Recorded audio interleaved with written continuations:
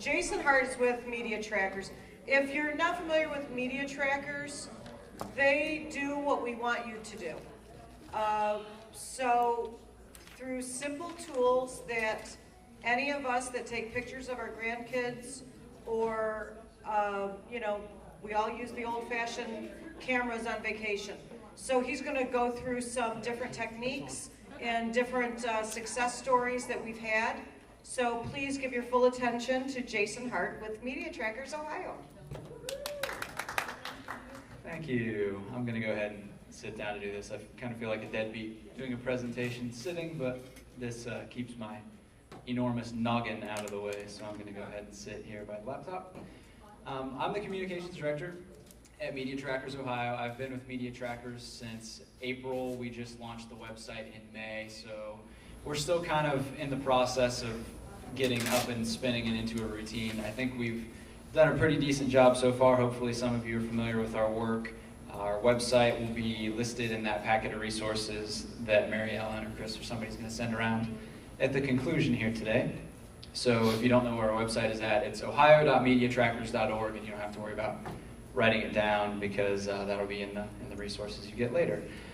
I'm going to tell you just a little bit about how to be a video activist. I have a degree in management information systems, which means I have forgotten more dry, just sit and watch technical presentations than most people have ever seen. So I'm not going to go into real deep click by click by click detail as to how to use some of the software that I'm going to recommend. I'm just going to kind of show you what it looks like and get you familiar with it to the point that you would at least be comfortable opening up an application and then finding some documentation to figure out how to use it yourself. So before we get started, just kind of the view from space, the 30,000 foot view, whatever metaphor you want to use for it. There are a few important things to keep in mind before you do anything related to filming something and then producing the video and then publishing it on the web. You want to have an objective before you go out and record. Obviously, I could stand at a street corner with the camera running for hours and days and weeks on end and not necessarily get anything that's going to be particularly compelling. You want to have a clear idea of what your goal is before you get started. Obviously, you need a camera. That kind of goes without saying, but I added it in here because a bulleted list of just 3 items didn't seem like nearly enough. So obviously you want to have a camera. I'll give you a little bit of guidance on that if you don't already have a decent video camera. You need software not only to edit and cut the video, but then also to get it out onto the web. Fortunately, video is one of those things, as Chris mentioned. It's pretty common now for people to have a simple video camera and want to do something with those videos. And so there are some fairly straightforward options for producing video that don't take months of a course to figure out how to get around and at least do a decent job, which decent is kind of what I aim for as far as video is concerned. Video is not my forte, but I think hopefully we do enough at Media Trackers to get by. And then the last thing, obviously, once you've got your video recorded and you get it cut, you need to get it uploaded onto the web, and then you need to distribute it. A lot of people, if you don't use YouTube much, you might think that, okay, I'm just going to post it onto YouTube and people will find it because there are millions of people watching hundreds of millions of videos on YouTube.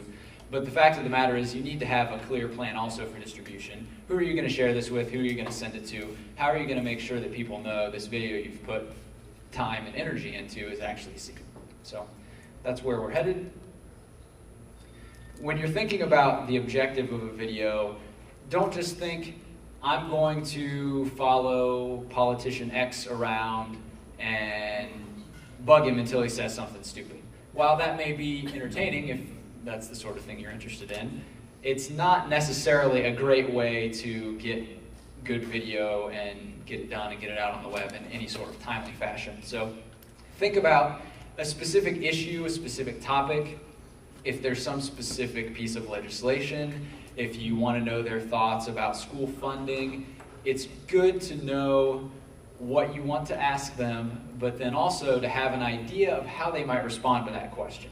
If you're going out to some fringe left elected official and you want to ask them about right to work, you can probably bet pretty confidently that they're not going to say, yeah, right to work is pretty cool. They're gonna get mad at you. They're gonna try to shut you down. So think about how a conversation with the person you're gonna be filming is likely to go, and then take it from there. Another thing to keep in mind is when and where. You might just want to record a public meeting. That can be a really great service. A lot of time there's stuff that happens in local government around the state that Lord knows what's going on in there. If you're one of the few people who is diligent enough, who has the free time to attend those meetings, you might know what the politicians are talking about behind the scenes, but just because it's a public meeting doesn't mean any vast majority of the public is going to have the capacity to go sit through these things week in and week out. So if there's a meeting, especially if there's an important topic coming up, it can be great to just get a video camera, get a simple tripod, go sit in the back at the meeting and record and post it on the web so people can see, here's what the politicians in my school district were talking about at their meeting, here's kind of the gist of the issues that they were covering, and then people can see for themselves something that they may have never had any idea was going on otherwise. Last but not least, know when to quit. If you're going to film somebody and you're trying to catch them on their way out of some public meeting and ask them a question on camera and see if you can get their honest thoughts, and they brush past you and they get in the car, it's probably not a really terrific idea to jump in your own car and race down the street holding the camera up to the windshield and say, we're now pursuing Sherrod Brown, we're going southbound on Interstate 75. I'm traveling at 85 miles an hour, so know when to quit. If you're not getting a good response or any response from the person that you maybe have pursued with a question, don't badger them necessarily. I mean, everybody's different. I'm a little further towards the meek end of the spectrum, so I'm going to ask my question, and if they get mad at me, and it's obvious that they don't want to talk, I may pester them a little bit, but I'm not going to follow them for 6 blocks, hassling them about it. So know when to quit. Again, this is a pretty obvious aspect of this presentation. If you're going to do video activism, you kind of need a video camera. And there are a lot of options out there. Depending on the quality of your cell phone, you might have a decent camera in your cell phone. There's actually the camera that I use, I got a really good deal on it because you may be familiar with Flip. A company called Flip made really popular, simple little 2-button pocket camcorders that were very successful, and then a company named Cisco purchased Flip, and they sold Flip cams for, I don't know if it was even a year, and then somehow Cisco decided, this doesn't really fit our business model, so they discontinued them. So you might be able to still find a Flip cam somewhere, and the newer models have really good built-in image stabilization, considering that it's something that's about the size of your average cell phone. But shop around. If you're comfortable shopping online, you can look online at Amazon.com and Newegg.com. These links you'll have access to after the presentation. I actually pulled up this PowerPoint directly from my website, and I'm sending that URL over to the Franklin Center folks, so they'll share that with you at the end of the day. And obviously, anything technical is going to have a list of 100,000 features, and some of them are very important, and some of them are complete fluff that it would never in a million years matter. 1080p versus 720p is something that you might see. You might see phones that are advertised as true HD. In all likelihood, you will never need 1080p. You probably don't need a high definition digital camera. If you're looking to do something really advanced with it and you want to spend $1,200 on a Sony or a Canon shoulder camera with a big fancy microphone on it, more power to you, but you can probably find a decent digital camcorder for somewhere between $150 to $250 if you shop around. Zoom is another thing to keep in mind. This kind of depends on what you're going to be using it for. In most cases, an optical zoom of 2 to 4x is going to be plenty, because just keep in mind, if I want to film you in the front row, I don't need to zoom in to the spot directly at the base of your nose, because I'm sitting 12 feet away from you. So keep in mind that there might be a lot of options that could pump up the cost of a camera that you don't need to worry about. Battery life is important. Storage is important. So think about those things. Image stabilization I mentioned briefly. Audio is one thing that's going to vary pretty wildly from one camcorder to the next. Just keep in mind, If you find a decent camcorder, test it to see how the audio works, and if you can't pick up somebody standing 20 feet away from you talking at the volume that you might expect a public official to be speaking at a public meeting, you may also need to shop around for a separate microphone, and you can probably get a decent microphone for $20 to $30, and it'll just plug into an audio jack on the device. And then here I listed just a few options. Again, the flip cam is a really great device that's unfortunately discontinued. So you might be able to find a flip cam online, but here are a few different brand names. I was hesitant to list Kodak because Kodak, the Placeboard is apparently a decent device, but Kodak is a company that is now bankrupt. So I don't know, act now or you may not be able to find a Kodak camcorder in the future.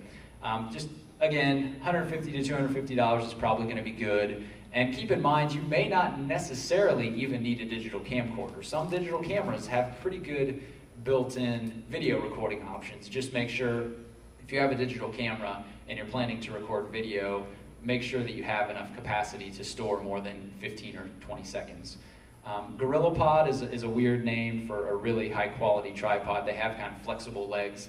I have a tripod that's sort of a knockoff of the GorillaPod that I was going to bring along, but I forgot to throw it into my laptop bag this morning.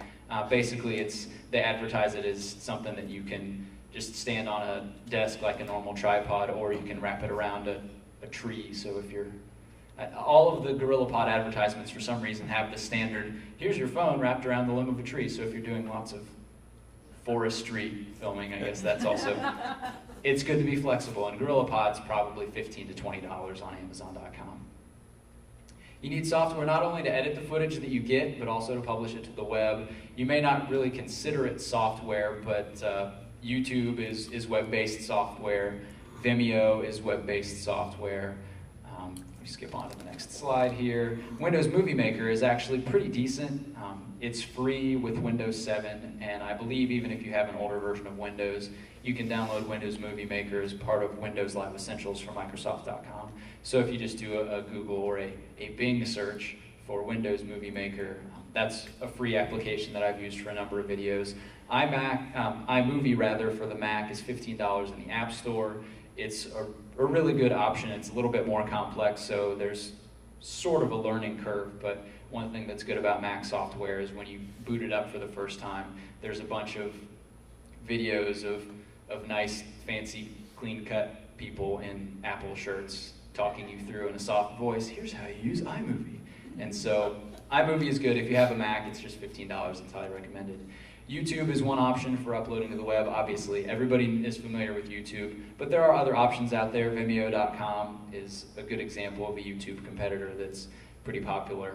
If you're editing still photos, if you want to add like an intro that sits on the video for a few seconds as it loads, or an outro that gives some kind of credits that are something a little more advanced than just plain text, you can get paint.net at getpaint.net.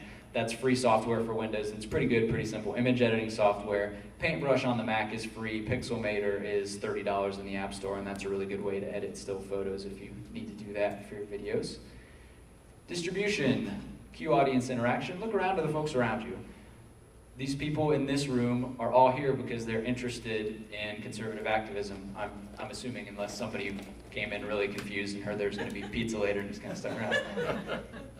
But keep in mind that the connections that you make here at these sort of meetings are really helpful in the future for getting the word out about the work that you're doing.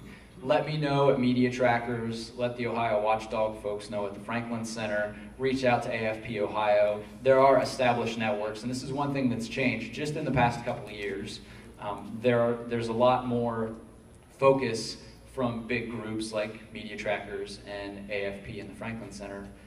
A lot of new activity with regard to online communications. So it's not just you and one or two other people who are trying to get these things out there to the masses in their free time. We are here for you to utilize. So when you get something finished, you get it out there. Make sure that you take advantage of the contacts that you've made to distribute any of the work that you've done. Otherwise, it's likely to just sit out there on YouTube and you and a half a dozen other people are going to see it, and you've used a whole lot of your free time for not a whole lot of output. That's the end of the presentation. Again, I'm not going to go in depth with Windows Movie Maker here, but I'm going to go ahead and just launch the application just to show you what it looks like.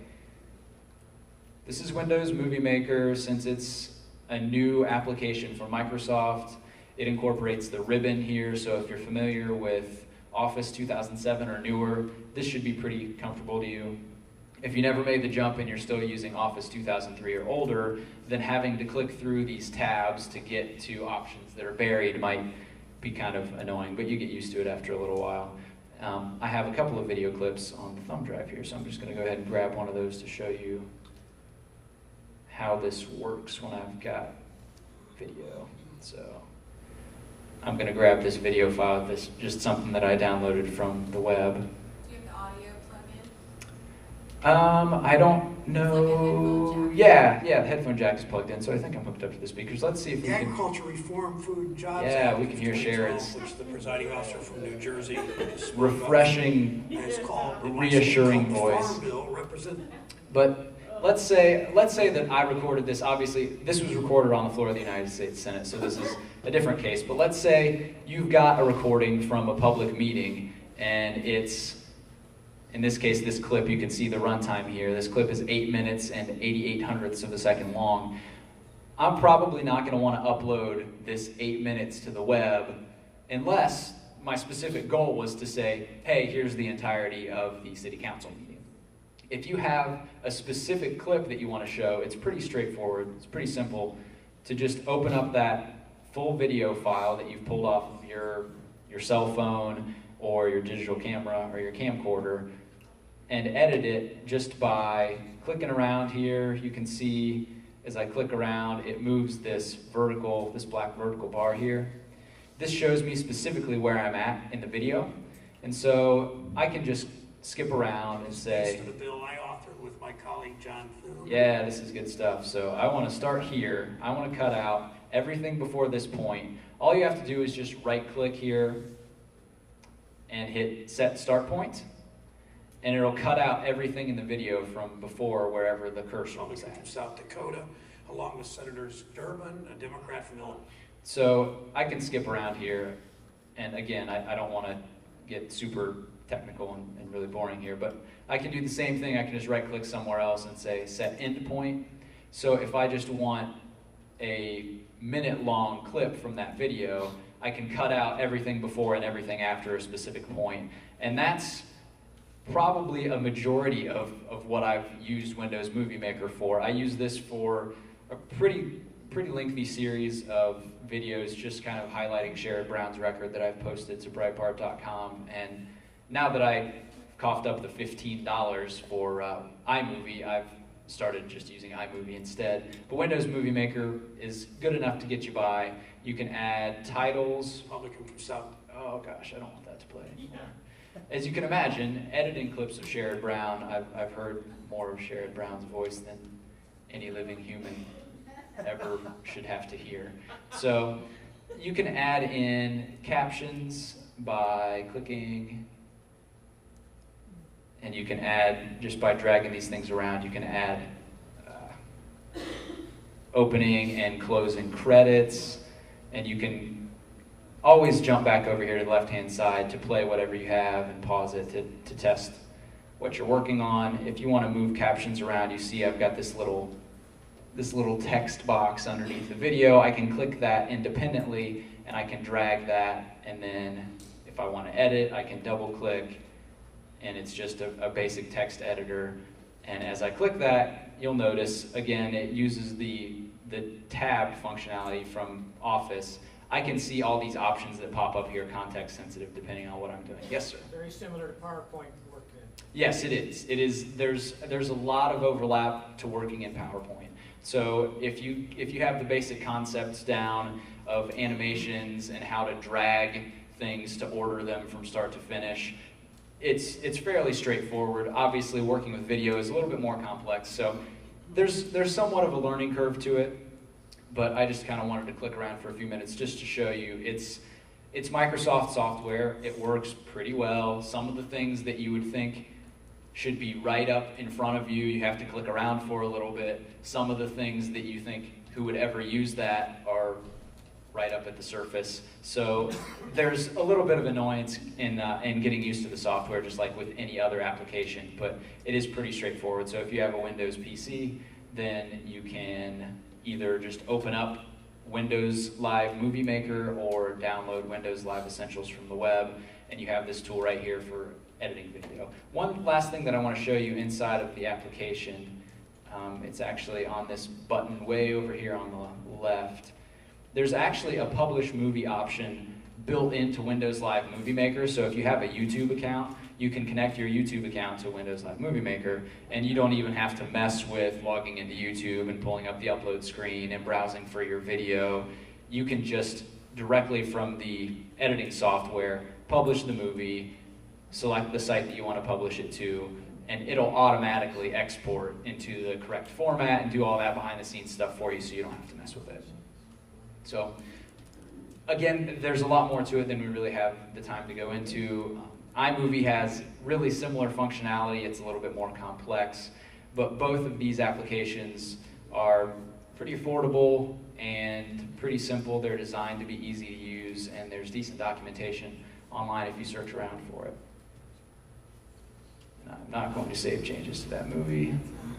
So that's pretty much all that I have. If anybody has any specific questions, I can take a stab at answering those. Yes? I didn't want to necessarily ask the question, but something that we found very useful, and we see a big change in the way our local community government has been working, is using the Zoom camera. Doug has been very conscientious to attend the council meetings and That's great. most all of the committee meetings. So then once he posts it to YouTube, I have a group of people that I call my cyber citizens. I've got like 45 or 50 addresses. So he'll send me the clip. I not only will forward it out to those people, but I also copy everyone that's on council, because the committee meetings, may only have 2 council people there, and they'll come and make a report to the other 6 or 7 people, and it's not necessarily, accurate. So this way gives them an opportunity also to see what the committee meeting was. Right, and it lets them know that there are people watching, Exactly, which is yeah. very, very powerful. Right. Yes, sir. Just wondering, in the particular software you're using, you're editing and you're deleting stuff from Sherrod Brown's speech. You can restore it if need be. Yes, I'm actually, if I delete the first 7 minutes of that 8-minute long video, it's actually just deleting it from the Windows Movie Maker project. The video file that I pulled it out of on the thumb drive is still there. So I can actually, and I've used this for Sherrod Brown speeches, because once he starts talking, he doesn't hammer through and get to the point. He stutters and stammers and bungles around for 40 seconds to say one thing. And so if you have a lengthy video and you want to cut individual pieces out of it, it's pretty easy in Windows Movie Maker to grab 10 seconds at the beginning and then 30 seconds in the middle and then something from the end. And that reminds me of a point that I want to make sure to make, especially as a contributor to Breitbart. Breitbart.com has been endlessly smeared and slandered by the left for publishing edited videos online. Make sure if there's anything that you cut out, make sure that you always have the full unedited footage, and if possible, if you know that somebody's going to pitch a fit about, oh, well, I was taken out of context, make a point of posting the entire video online when you post the individual clip. But yes, you can take bits and pieces out of a video, and then if I wanted to grab something from a separate section of that same file, all I would have to do is just open up the full-length video again in Movie Maker and make the separate cut, and then I can move those around in whatever order I want them to play. Yes, sir, yellow. Does Movie Maker have the ability to do a visual transition to show that it's been edited? Yes, absolutely. You can do, and there's a whole, I don't know why I closed it immediately. I do that all the time. You can do any number of things.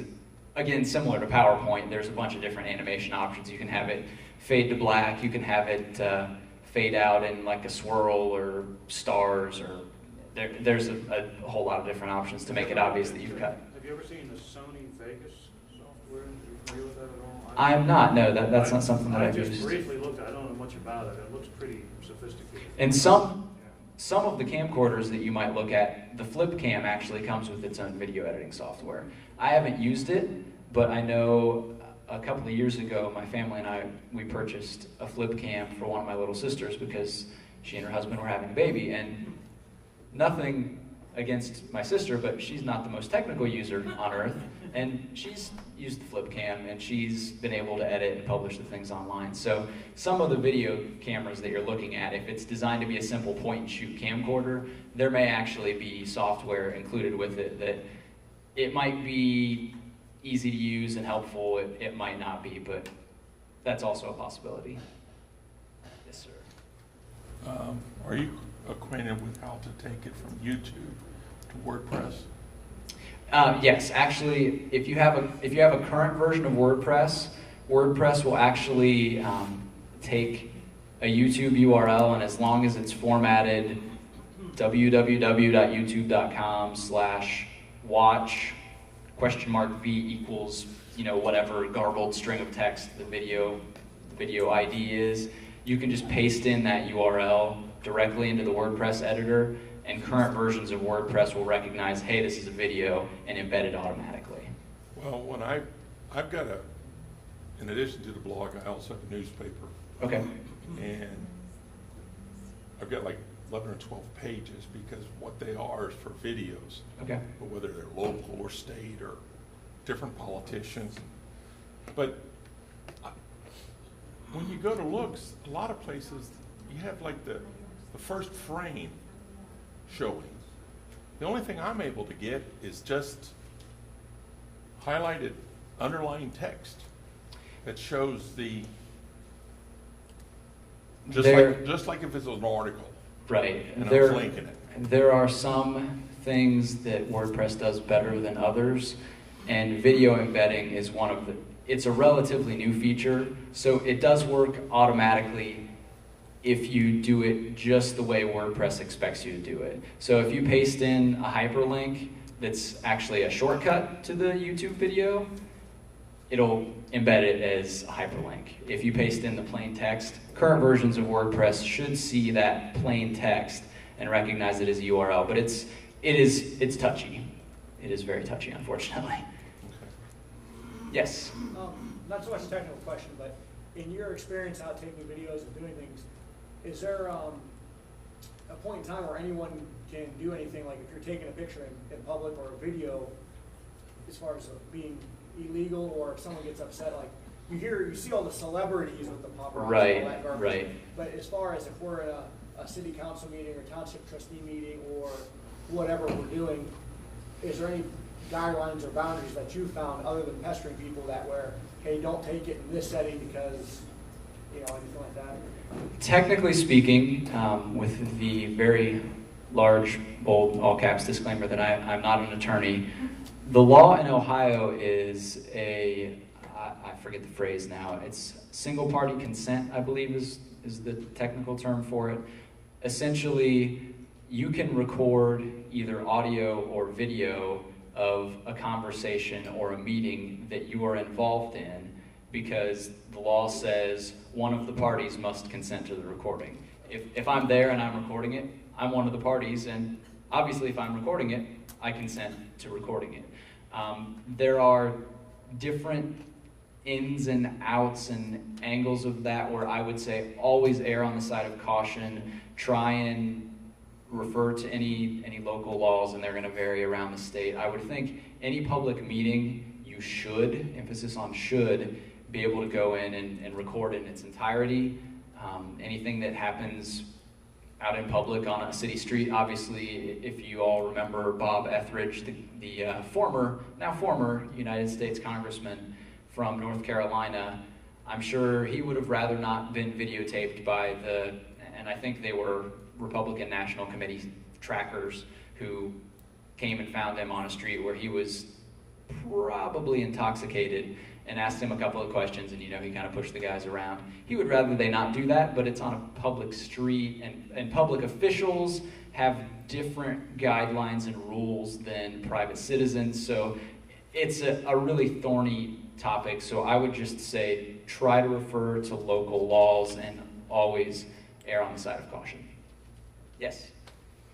when I was taping Congressman Boehner's aides talking to us and from the citizens, and it was publicly announced, it was a public meeting, she told me to turn my video off, that I was not allowed to take pictures or videotape anything at all at any time in that room.